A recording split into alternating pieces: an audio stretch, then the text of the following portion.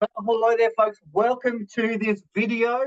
Another video on helping you become the best trainer that you can be in whatever context that is for you. Whether you're a public speaker, whether you are a personal development trainer running amazing workshops, whether you're in the corporate space, or whether you are a trainer that's working in the vet sector here in Australia, or if you're an international trainer as well there, right? So in today's video, I want to go through how you can become even more empathetic. Now, this is a question that I got recently as I was interviewed on a podcast. And the question was, how do you become empathetic? And at the same time, sort of not, I guess, worry too much about someone's feelings, right? Because we often go, oh, I've got to really be worried about someone's feelings, not offending them, not upsetting them, particularly in the current landscape that we live in, right? With all the political sensitivities, right? Don't say this, don't say that, can't say this, and would never say that, right? Or would love to say it, but only in private, right? So I thought it was a very valid question, but at the same time, it was a little kind of, it didn't, I don't know. Sometimes I get questions that are a little bit, for me, like probably for that person, it was like a straight down the line question. But for me, it was a little bit left field because it didn't make sense in the sense of the way I define empathy. The way I define empathy is a little bit different to other people in a training context, right? So the way I define empathy is not sympathy, and it's not about I care about your feelings. No, I really don't care about your feelings at all. For me, empathy is all about, as a trainer, remembering what was it like to be a learner, to be a student, to be an audience member, to be a participant in this course or any other course, and what could it be like for the person that's sitting in front of me right now? So basically, I define as empathy as what would it be like to be in their shoes in this moment? What would it be like to have a busy schedule, to put everything aside and come along to a workshop? What would that be like? What would it be like to be coming into a brand new world, not knowing people, and maybe entering a topic I know nothing about or I know a lot about? What would that be like for people? And actually taking the time to put myself in the other person's shoes, right? And I've just noticed that that's been a really healthy frame to have in mind because if I thought about that, then I probably recognize and appreciate people are freaking busy, but they've taken the time to come along and listen to me. All right. That's a pretty cool thing. If people are traveling through the day, they're working really hard, maybe they've got distractions going on as well. What would that be like for people? And the really cool thing is, I am just such an avid learner myself that I'm constantly reflecting back on my own learning experiences, trying to tap into that as I coach, deliver, and run workshops, right? So, anyway, that's kind of the frame. Now, I tell you 9 ways that you can demonstrate empathy or be an empathetic trainer. And they're probably not ways that you would expect, right? So, the first one is number one on the top ways to become an empathetic trainer is number one, allow time and space and celebrate mistakes. Whoa, weird one. But we need to appreciate that if there is a space to make mistakes and that's okay, then strangely enough, people actually go, oh, it's okay to be myself. It's okay to make mistakes as I travel through this process, right? So, number one, celebrate, acknowledge, and be proactively promoting mistakes as part of a healthy, I know, part of the learning journey. So, number one, promote mistakes. Acknowledge that, you as a trainer have made them in the past, mistakes will happen, and it's all good. And we're going to have a non-judgmental learning space, right? So number one, promote mistakes. All right. Number two. Oh, I mean, mistakes are part of learning anyway. I won't, go into further details. But number one, promote mistakes. Number two, chunking. Number two is chunking. Now, what we mean by this is we need to appreciate, and I'm going to touch on this a number of times. We need to appreciate that your learners are not necessarily geniuses all the time, right? So a great way to actually demonstrate empathy is to actually package your information into memorable chunks. So if you're teaching 20 things, teach the first three, review those three, move on to your next three, right? So 1, 2, 3, review, 4, 5, 6, review, come back, 1, 2, 3, 4, 5, 6, right? How does that relate to empathy?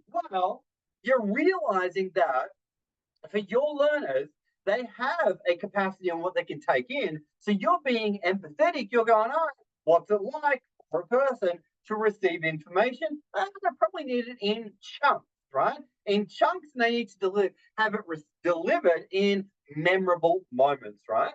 Just remembering, what's it like to be a learner? What's it like to be in their shoes, their seat? Number 3 is scaffolding. I talked about that on a recent video. You want to make things a little bit harder, a little bit harder, a little bit harder each time, but not too hard, otherwise you'll crash the learner's system there, right? So scaffolding, scaffolding, scaffolding, make it a little bit harder, a little bit harder, a little bit harder, but not too hard. And again, that's just a moment of going, okay, cool. What's it like for these people right now? How far can I push them? How far can I not push them? And reflect on your own learning journey and going, okay, cool. What was it like for me when I was going through similar content? Next, number 4 is breaks, breaks, break. You see, the thing is, we need to appreciate what's it like for a learner. A learner can only concentrate for a period of time, right? So you want to be thinking about how they're feeling right now. Crazy idea, right? So empathetic trainers are calling breaks regularly because they are putting themselves in the shoes of the other person and going, how are they feeling right now? Have they hit their physical, mental, or emotional saturation point, or are they about to? And do I need to call the break before they hit that limit, right? So empathetic trainers are calling breaks. Next one, empathetic trainer is allowing time for review, right? So, they teach them stuff and they review it, or they allow time for people to review their notes. Crazy idea. But again, it's being empathetic. What's it like for a learner right now as they receive this information? What's it like? What's it like to sit in their shoes right now? Next one, a great empathetic trainer actually makes things memorable. Memorable. As in, they turn things into moments where people is unforgettable, but unforgettable for people, right? And so essentially, they make it emotional. There's repetition, and they make it relevant, right? And the more we make it relevant, again, it's another moment of being empathetic, right? We're putting ourselves into the minds of our audience. Because training, it's not about me, it's all about them and how they need to hear it so they can achieve it, right? We want to constantly remind ourselves it's not about us, it's about them. Next one, what else? God, we want to respect the mind's limits of our learners. A couple of numbers here. We got the number 19 and the number 64. Number 19 is the number of times someone needs to hear something before they take action on it, or it goes from short-term memory to long-term memory, right? So they need to hear it 19 times. 64, then the number of times someone needs to do something before it becomes part of muscle memory, all right? So essentially, empathetic trainers respect that.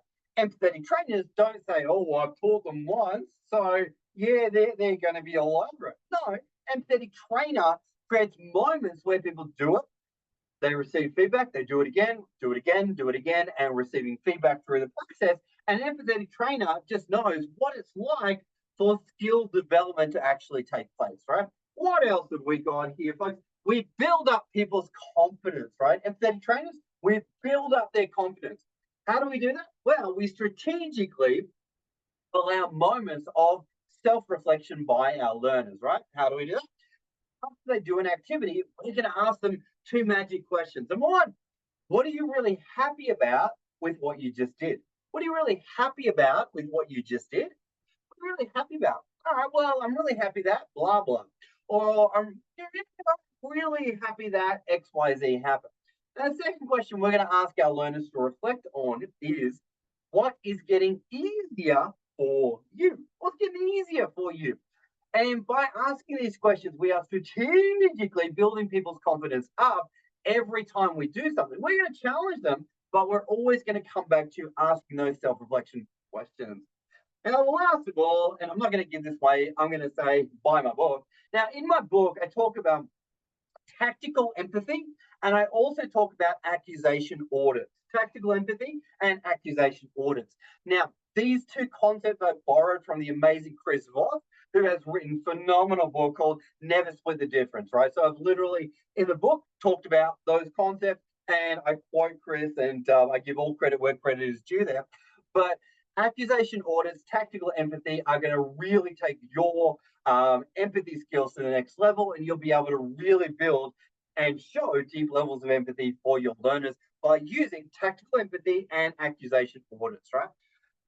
So, on that note, what have we got here? Number one, make it safe to make mistakes. Number two, chunking. Number three, scaffolding. Next, give them breaks. Next, allow review time.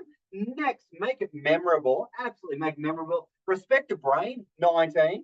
64. What else? Build up their confidence by asking strategic self-reflection questions and use tactical empathy and accusation audits. On that note, folks, hope you got value from the video. As always, just remind yourself, what would it be like if you were going through the content? What would it be like if you yourself were sitting in the seat right in front of you, right? And if you remember, training, it's not about me, it's all about them and how they need to hear it so that they can achieve it. Not so that you can feel good, not that you can make millions. That'll be a byproduct of you being there, present for your audience, wanting the very best and empowering them with the great skills that you're going to teach them. On that note, folks, thanks for watching the video, and we'll see you on the next one. That was all about how to be a crazy, empathetic, awesome trainer. Go ahead, folks. Go out there, be awesome, and speak to be remembered.